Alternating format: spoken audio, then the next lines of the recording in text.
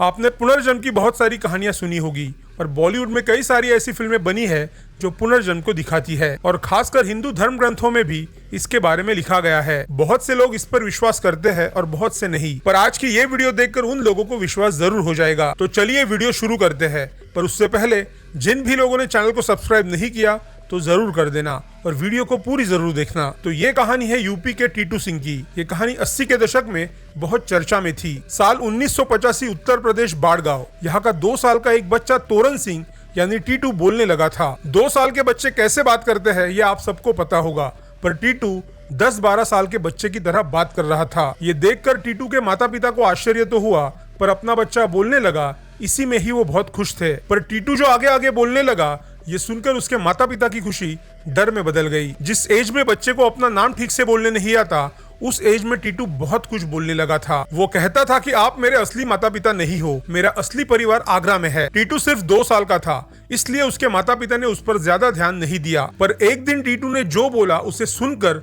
उसके माता पिता को बड़ा धक्का लगा। उसने कहा कि मेरे पिताजी को मेरे बच्चों की केयर करने बोलना। मैं यहाँ खाना तो खा रहा हूँ, पर मुझे उनकी बहुत चिंता हो रही है। सिर्फ 2 साल के बच्चे के मुंह से ऐसी बातें सुनकर उसके माता पिता चिंता में पड़ गए। वो डर गए। उन्हें ऐसा लगा कि उनके बच्चे को कोई मेंटल इशू तो नहीं है। वो उसे डॉक्टर के पास लेके गए। दिन बीतते गए, पर टीटू के बोलने में और उसके बर्ताव में कोई फर्क नहीं था। वो हमेशा उसके आगरा के घर के बारे में और उसकी फैमिली के बारे में ही बात करता था। जैसे ही टीटू 5 साल का हो गया, उसने और जानकारी देना शुरू कर दिया। वो कहने लगा कि मेरा नाम सुरेश वर्मा है, मेरी वाइफ का नाम उमा है और मेरी आगरा के सदर बाजार में एक रेडियो की दुकान है और मुझे 2 बच्चे भी है। और आगे जो उसने कहा वो बहुत चौंकाने वाला था। उसने कहा कि जब मैं अपनी दुकान से वापस आ रहा था तो मुझे 2 लोगों ने गोली मारी और एक गोली मेरे सिर में लगी। इसकी वजह से मेरी मौत हो गई। और तो और अपने ऊपर अंतिम संस्कार कैसे किए गए उसके बारे में भी वो जानकारी देने लगा। टीटू के घर वालों को उसकी बातों की आदत थी, पर यह बात सुनकर वो सन्न हो गए। टीटू सिर्फ 5 साल का था, पर उसका बोलने का तरीका, उसका रहन सहन एक बड़े आदमी जैसा था। टीटू अपने माता पिता को उनके गरीब होने पर भी सुनाता था।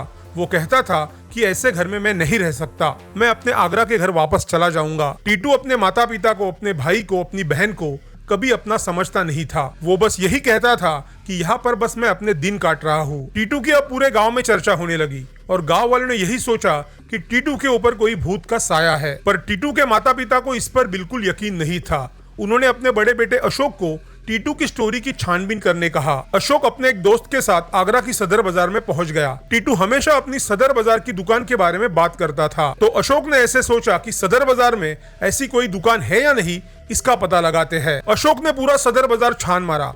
उसकी नजर एक दुकान पर पड़ी और उस दुकान का नाम था सुरेश रेडियोज। ये देखकर अशोक उस दुकान को देखता ही रह गया। अशोक के दोस्त ने कहा कि चलो अंदर जाकर पूछताछ करते हैं। वो दोनों अंदर चले गए और वहां पर उनको एक महिला मिली।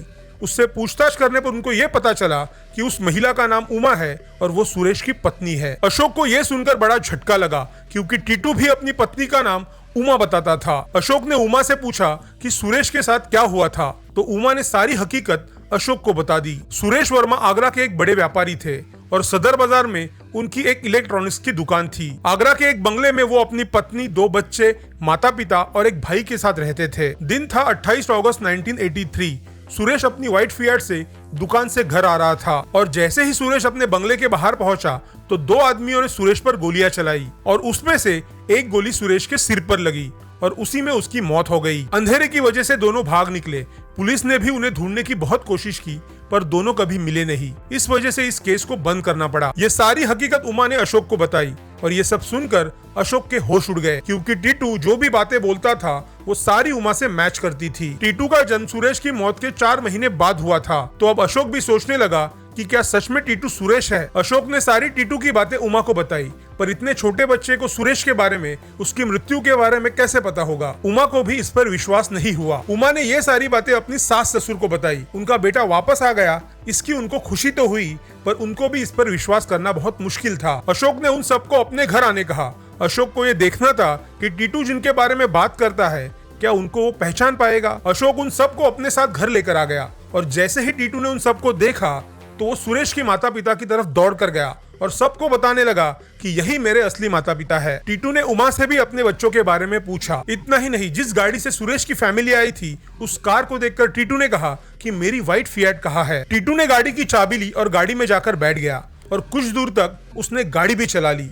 ये देखकर सुरेश के घर वाले और टीटू के घर वाले हैरान हो गए। टीटू जो बोल रहा था उस पर अब सबको यकीन होने लगा था, पर टीटू के माता पिता बहुत दुखी थे क्योंकि उनको ऐसा लगा कि टीटू अब उनको छोड़कर चला जाएगा। सुरेश के घर वाले टीटू को आगरा ले आए क्योंकि उनको कुछ टेस्ट लेने थे। टीटू ने उनके सवालों के सारे सही जवाब दिए। टीटू ने अपनी दुकान भी पहचान ली। वो दुकान के अंदर एक मालिक की तरह गया। टीटू जैसे दुकान में काम कर रहा था वो सुरेश से बिल्कुल मैच हो रहा था। टीटू ने अपने बच्चों को भी पहचान लिया। अब सबको यकीन हो गया था कि सुरेश का पुनर्जन्म हुआ है। अब मीडिया भी इस बात को कवर करने लगी और ये बात जाकर पुलिस तक पहुंच गई। अब पुलिस ने डिसाइड किया कि वो टीटू की मदद से सुरेश के कातिलों को ढूंढेंगे। जब पुलिस ने टीटू से पूछताछ की तो टीटू ने बताया कि वो 2 आदमियों से एक आदमी को जानता है। उसने बताया कि वो एक जान पहचान का व्यापारी है। टीटू के कहने पर पुलिस ने उस आदमी को उठा लिया और अपने तरीके से पूछताछ की। उस आदमी ने अपना गुनाह कबूल किया तो कोर्ट ने भी सुरेश वर्मा केस को रीओपन किया। कोर्ट में ये पहली ऐसी केस थी जिसमें पुनर्जन्म जैसी बात शामिल थी। जिस जगह सुरेश को गोलियां लगी थी उसी जगह टीटू के शरीर पर भी बर्थ मार्क थे। कोर्ट में सारे सबूत पेश किए गए और कोर्ट ने डिसीजन दिया कि टीटू ही सुरेश वर्मा का पुनर्जन्म है। सुरेश के कातिलों को भी सजा हो गई। उस समय ये केस ऐसा था कि ये पूरे भारत का चर्चा का विषय था। रीबर्थ के आधार पर किसी को सजा दी गई, ये भारत का पहला ऐसा केस था। टीटू के रूप में जन्म लेकर सुरेश ने अपने कातिलों को सजा दी। अब आप सोच रहे होंगे कि टीटू का आगे क्या हुआ। टीटू यानी तोरण सिंह अपने इसी जन्म के माँ बाप के साथ बड़े हुए। तोरण सिंह आज एक कॉलेज में प्रोफेसर है और आज भी उन्हें अपने पिछले जन्म के बारे में सारी बातें याद है। तो आपका इस कहानी के बारे में क्या कहना है कमेंट कर जरूर बताना। अगर वीडियो अच्छी लगे तो चैनल को सब्सक्राइब कर देना। जय श्री राम।